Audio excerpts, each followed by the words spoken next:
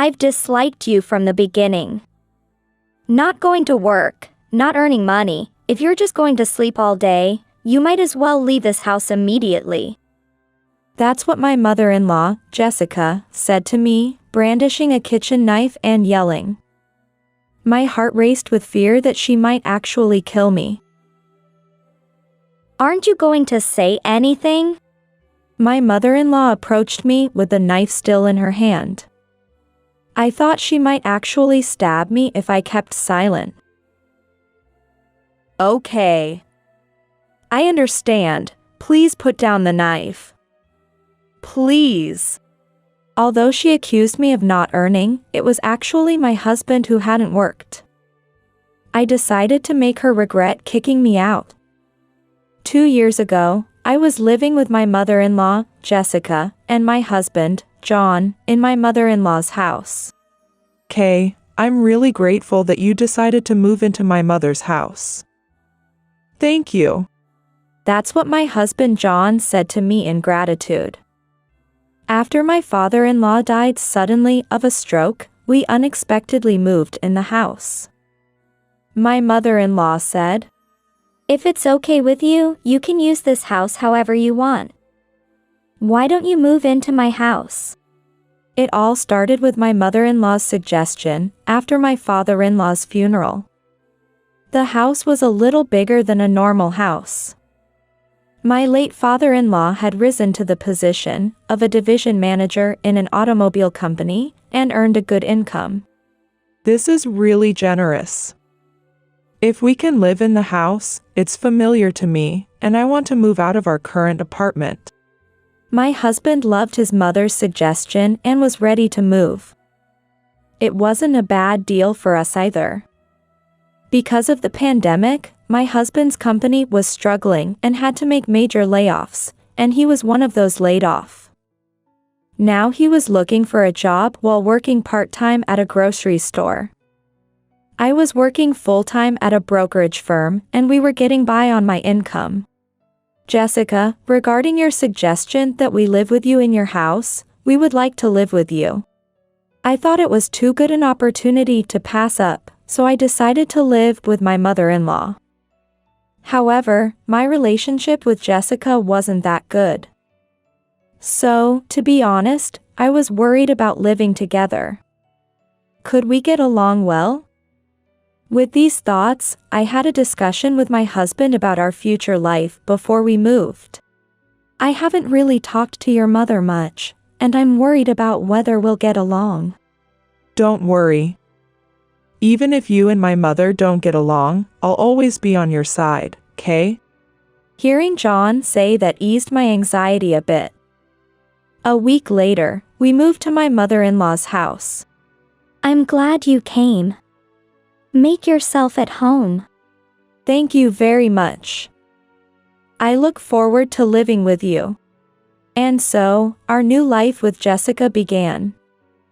Although John and I had a modest income and lived simply, we had more freedom than when we lived in the apartment.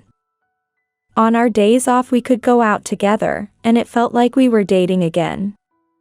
I used to live thinking about money every day, but now I thought we could live happily with my mother-in-law. However, 3 months into living with her, Jessica's attitude toward me began to change. "Kay, why don't you do any cleaning or laundry after moving into my house?" Huh? I do them when I come back from work. On days when I get home late from work, my mother-in-law would have done the housework, but mostly I take the initiative to do the cleaning and laundry. "You're always at work and come home late. Isn't it normal for the woman who married into the family to do all the housework? Especially since you're living in my house." That's true, but it was you who suggested that I move here. I thought about it, but I couldn't argue with her. "I suggested that you live here to reduce my physical burden. Why can't you understand that without me telling you? You're slow to catch on." I didn't know she felt that way. It's like I'm no more different than a maid.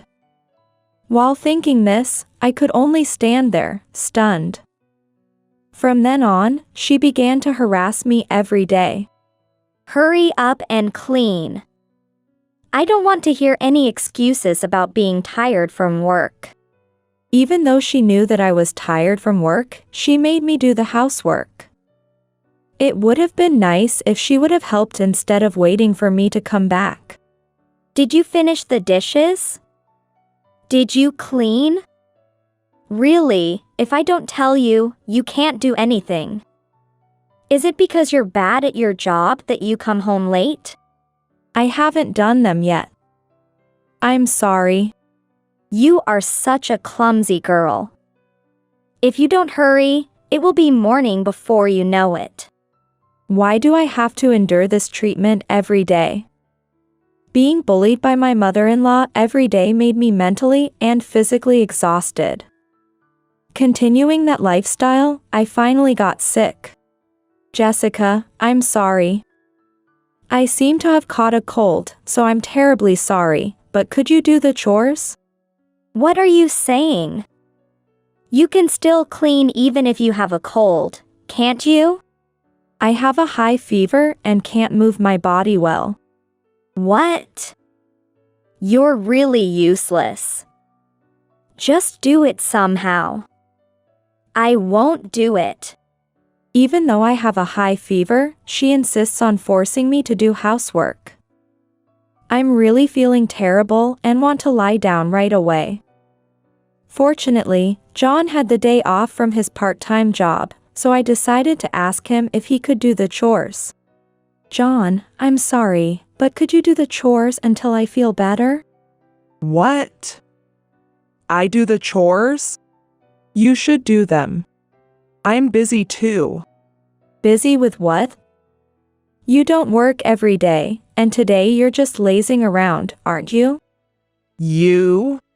You don't have to say it like that. I'm desperately looking for a job, you know? It doesn't seem like it to me. I don't see you looking at job postings, and living at this house seems to have made you too lazy, to be honest. I ended up expressing my thoughts that I had been holding back for a long time.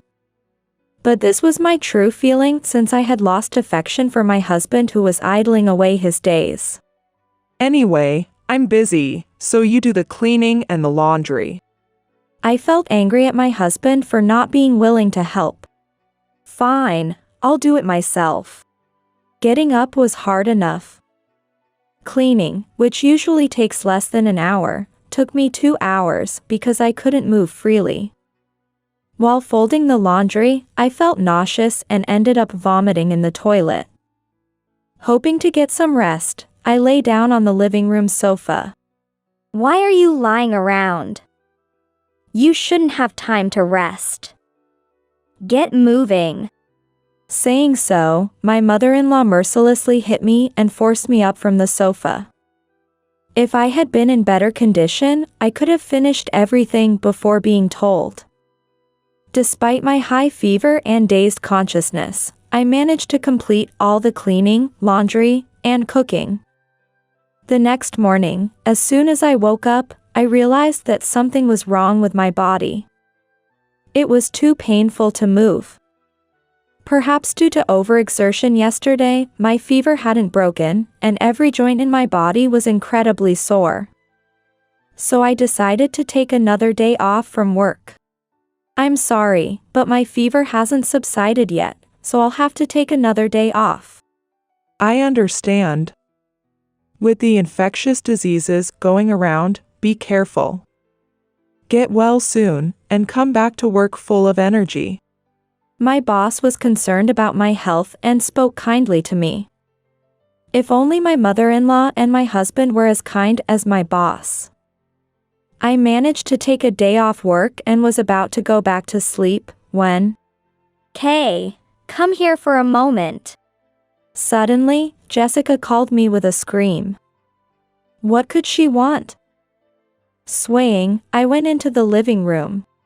Is something wrong? I was just about to go to bed because I'm not feeling well. Why are you still at home at this hour? You should have gone to work by now, shouldn't you? I noticed your car was still here and wondered what had happened. When I looked at the clock in the living room, it was already 8:30. Indeed, I would usually have left the house by this time. Yes, that's true. But the strain of yesterday has caught up with me, and my fever hasn't broken, so I had to take another day off from work today. What? Are you saying it is my fault? I'm not saying it's your fault, but if you had helped with the chores, maybe I could have rested properly and not had to take today off. After I stood up to her, I felt thirsty and went to the kitchen to drink some water, and she followed me there.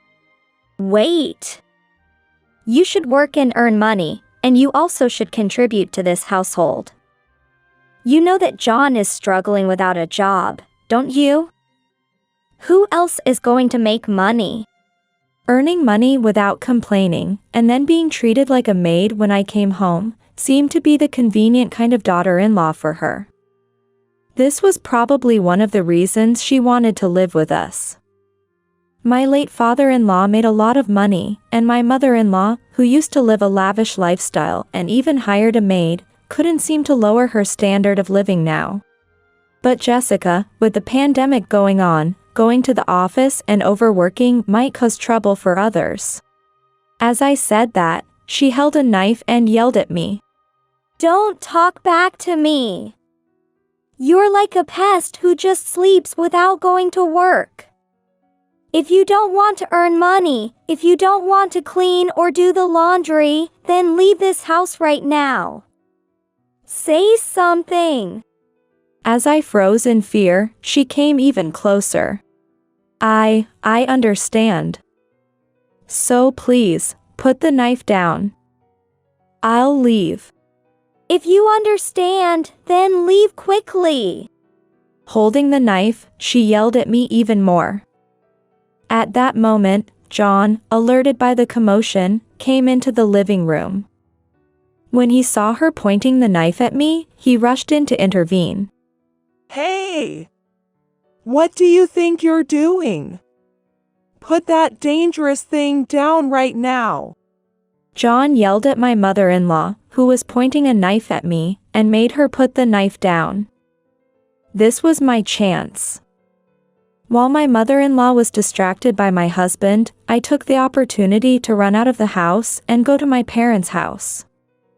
She had accused me of not earning any money, but it was actually her son who didn't earn any money. I was determined to make them regret kicking me out of the house. After I calmed down, I felt an incredible anger toward my mother-in-law.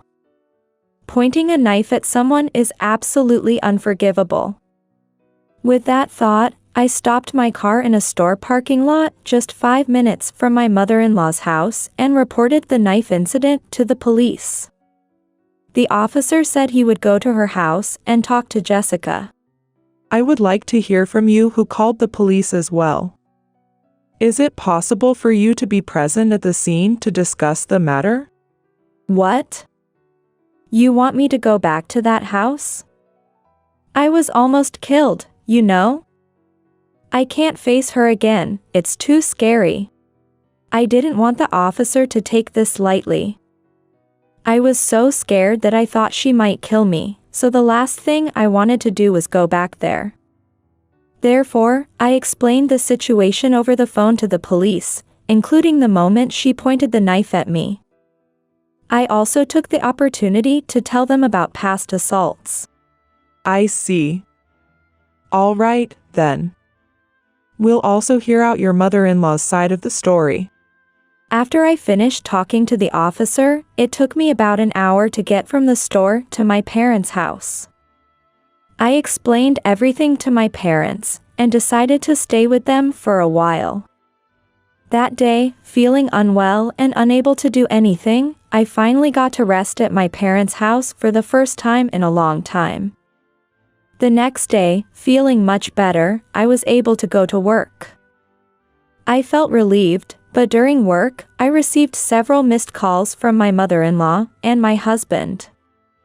I ignored them at work, but when I got home, the calls kept coming, so I reluctantly decided to answer them. Hi. What's up? What's up?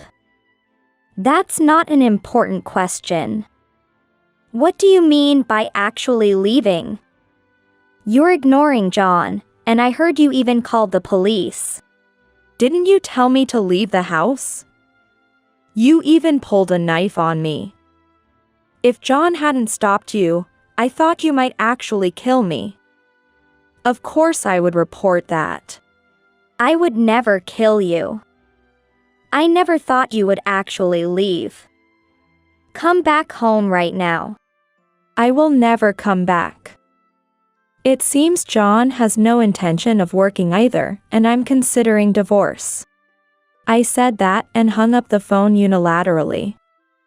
Within 5 minutes, I received a call from my husband. Although I did not want to have anything more to do with either of them, I reluctantly answered my husband's call. What do you want? I heard from my mother about the divorce. Is it true? Isn't it too sudden? It might be sudden, but you don't seem to be looking for a job at all, and I can't be with someone like that. I am looking, desperately. If you're desperate, why don't you ask for more shifts at your part-time job? You could have at least tried to help out financially. I was trying to work hard. What do you know about me? You don't understand the shock of being laid off. If that's what you want to say, fine. I'll divorce you. He said that and hung up the phone unilaterally. I didn't really want to say that. But he didn't look for a job, and he didn't defend me when his mother harassed me. He had promised to be on my side before we started living together. That's why I decided to move into her house.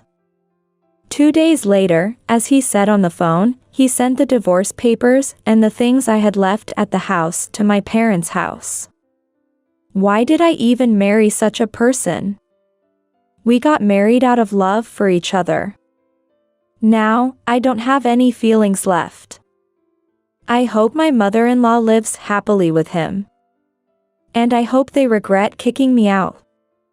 The next morning, as a newly divorced woman, I was enjoying my time alone, thinking about them. That's when it happened. Hello, regarding the incident with Jessica, she has admitted to pulling a knife on you, as per your report. She was arrested for menacing, but she wants to settle. What would you like to do? Is that so? There is no way I will agree to settle. Please tell her that I will not settle under any circumstances. I was happy to hear from the police that my mother-in-law had been arrested. There's no way I would just settle with someone who treated me so badly and even tried to kill me. Hearing that Jessica had been caught, I told the police emphatically that I would not settle with her, while making a victory gesture. She should reflect on her crimes in prison. After about 30 days of detention, she was sentenced to 2 years in prison. I thought that would teach her a lesson.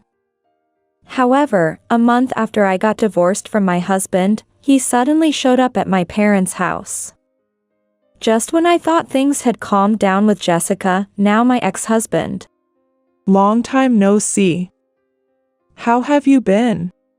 The doorbell rang, and when I opened the door, there was John, not a trace of guilt on his face.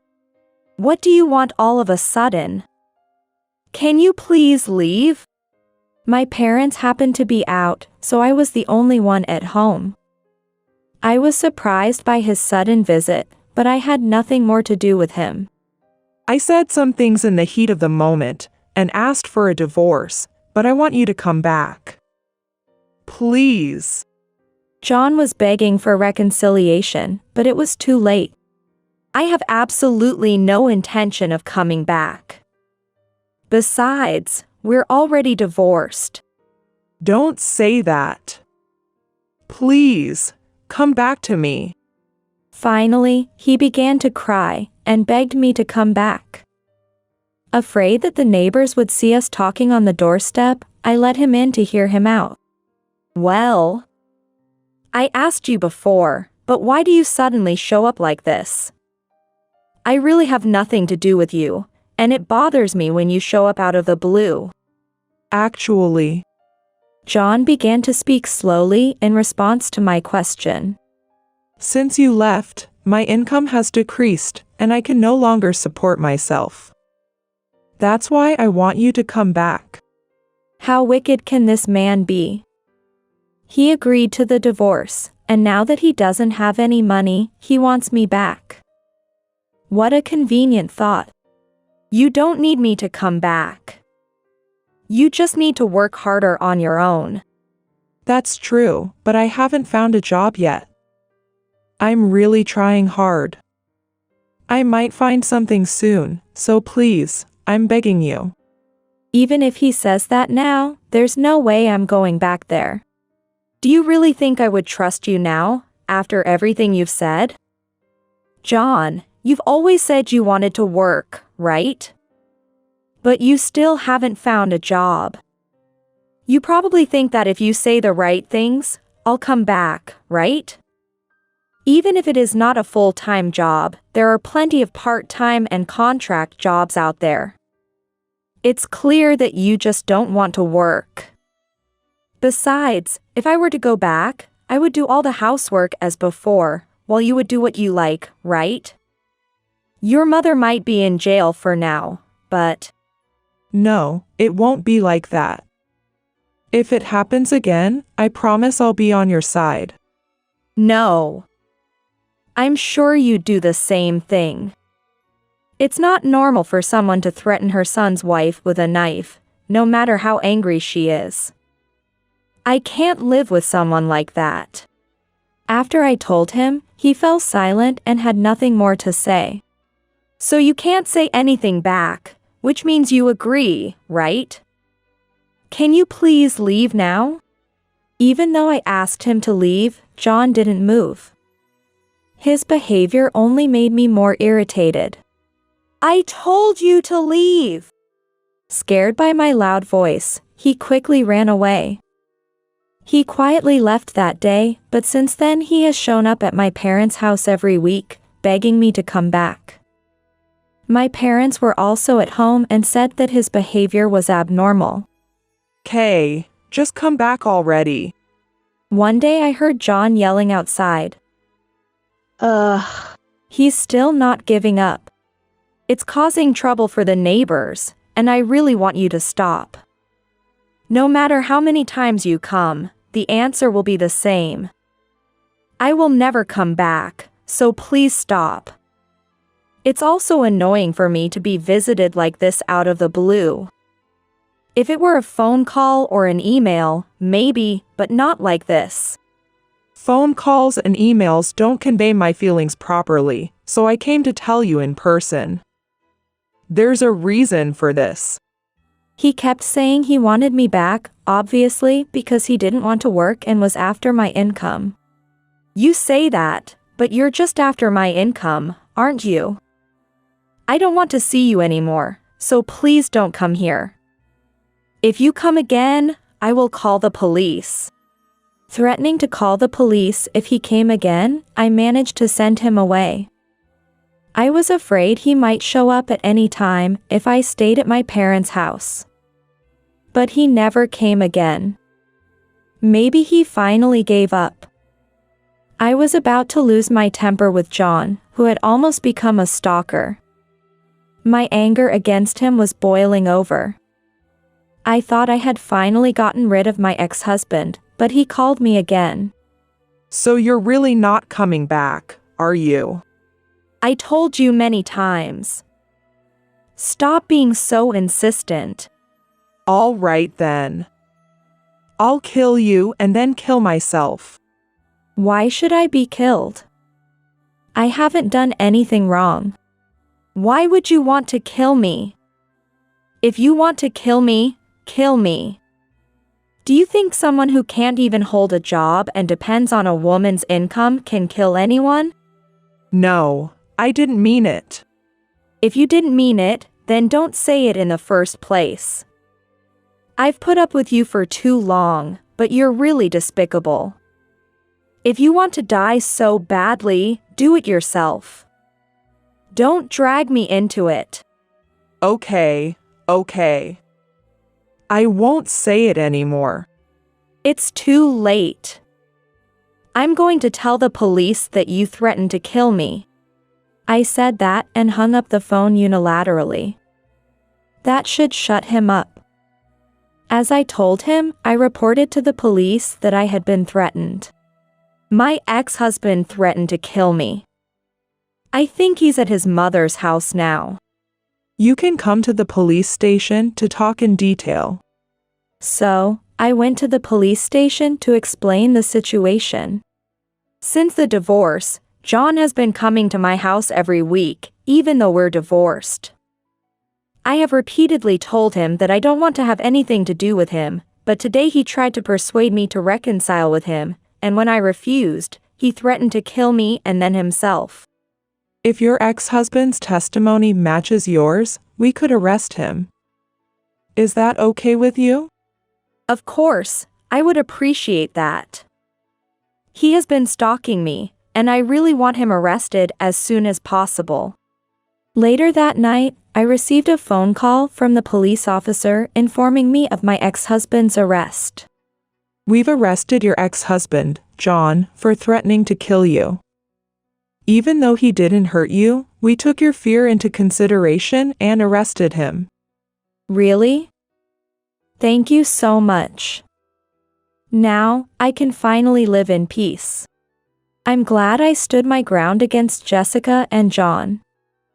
If I had gone back to her house, I wonder what would have happened to me. Now that they've both been arrested, I feel relieved. The arrest of my ex-husband, who never worked and depended on my income, and my mother-in-law, who dumped all the household responsibilities on me and harassed me daily, fills me with a sense of justice. If John and his mother are found guilty of the same threatening behavior, they will likely face a 2-year prison sentence. I hope they genuinely reflect on their actions while they are in prison. After that, my ex-husband was actually convicted of the threat charge. He and his mother were sentenced to 2 years in prison, which gave me a sense of peace. However, there was a possibility that they would come back to my house after they served their time. So I decided to move with my parents. Dad, Mom, considering they might come to our house again after serving their sentences, shall we move? Indeed. If they come back and threaten Kay again, we'll be in trouble. Although it's sad to leave this house, our lives are more important. Let's move. My father decided that our lives were more important than holding on to this house. Now, even if they are released from prison and come looking for us, they won't find anyone there and they won't know where we have moved to, so we can feel safe. 2 years later, Jessica and John finished their sentences and were released. So far, they haven't come to me yet. I've blocked their calls and changed my email address, so I doubt they can contact me. A year after my ex-husband's imprisonment, I remarried someone I met through work. My new husband is 2 years older than me, very successful in their career, and so kind to me. Unlike John, who never did any housework, my new husband actively helps around the house. We have even been blessed with a child and are planning to build our dream house as soon as the baby is born. During my marriage to my ex-husband, I never had the luxury of even thinking about such happiness. I've finally achieved normal happiness. I deeply wish to continue to live a happy and fulfilling life with my husband, working together as a team.